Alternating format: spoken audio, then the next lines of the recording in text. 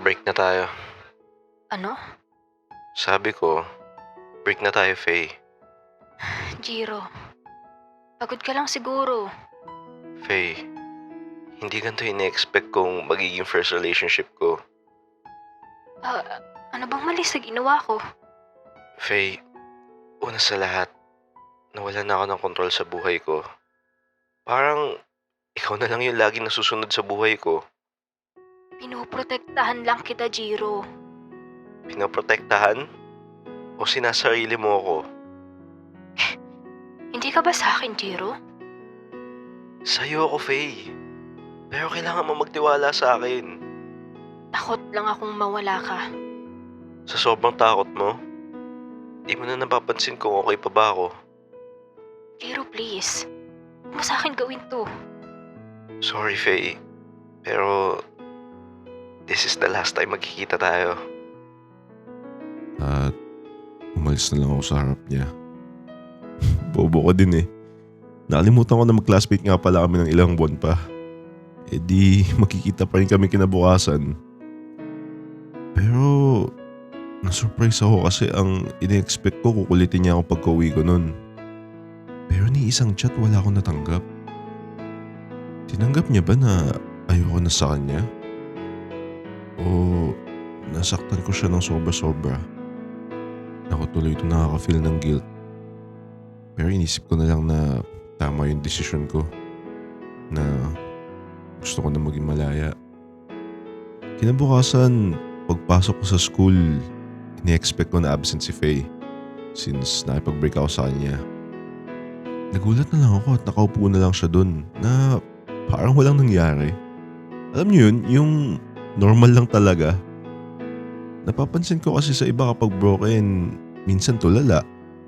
Pero siya, literal na parang okay lang. Kinakausap niya pa nga yung mga kaibigan niya eh. Uy, Faye, andyan na pala jowa mo. Wala na daw kami niyan. Ha? Paano wala? Nakipag-break siya sa akin kahapon.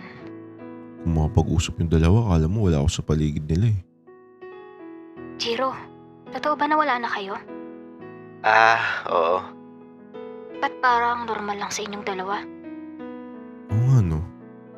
Ngayong na-mention niya sa akin, kahit ako din normal ako pagdating sa breakup namin. Hindi naman ako nagbumukmuk kagabi. Or nagtutulala sa gilid. Siguro hindi talaga namin natiis yung isa't isa kaya okay lang sa amin maghiwalay. Siguro, maturity. Ikaw, Faye, okay ka lang din? Oo naman. Kung ayaw niya, may magagawa pa ba ako? Nangyari sa babaeng to? Parang kahapon lang nagmamakaawa siya sa akin na wag ko daw siya iwan. Ba't parang nag-iba ihip ata ng hangin sa babaeng to? Faye, mag-usap nga tayo. Bakit?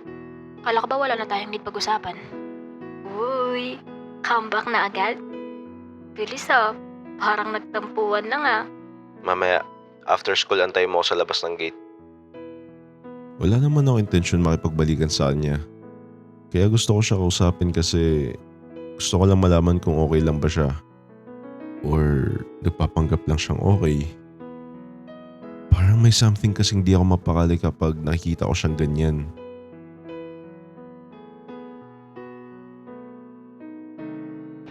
Nandito na ako.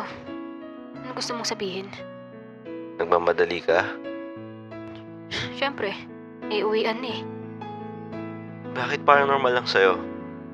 Ha? Yung breakup natin, ba't parang wala lang sa'yo? Ikaw tong nakipag-break sa akin, di ba? Oo, ako nakipag-break sa'yo. Pero gusto ko lang malaman, bakit parang wala lang sa'yo nung nawala tayo? Nagmakaawa naman ako sa'yo, Jiro, di ba? Isang beses ko lang gagawin yun. At kung ayaw mo na talaga sa akin, then fine. So, ganun lang kadali lahat sa'yo yun? Biglang parang wala lang talaga? Minahal mo ba talaga ako? At ako pa talaga yung manipulator sa lagay na yan. Diyan ka na nga. Una na ako.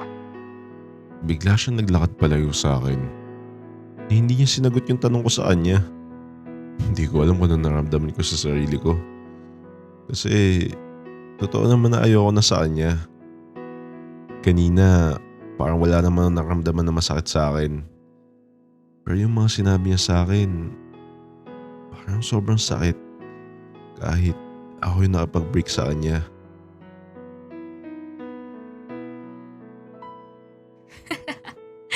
Sabi na sa inyo eh. Napakadaling laruin ni Jiro pagdating sa ganyan. Onting pakipot mo lang mag-overthink na ulit yan. Tingnan mo. Ilang araw lang yan siya naman maghahabol sa akin. Habang nakikinig sa prof namin, nakikita ko sa gilid ng mata ko si Jiro. Kahit hindi ako nakatingin sa kanya, alam kong nakatingin siya sa akin. Ganyan nga, Jiro. Ginusto mo yan, di ba?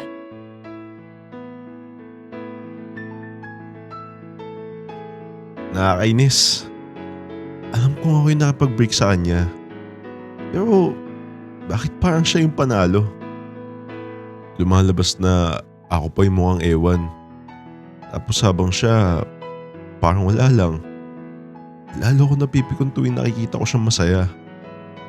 Napapaisip ako kung totoo ba talagang ayaw niya ako mawala sa kanya? Hindi kasi tugma yung kinikilos niya ngayon eh. Ganun ba kabilis alisin yung feelings niya para sa akin?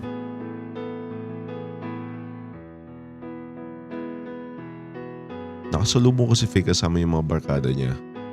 At nagtatawanan sila. Pero bago ako makalagpas sa kanila, nakita ko yung ngiti niya. Yung ngiti niya parang nangaasar. Pucha, pinaglalaroan niya ba ako?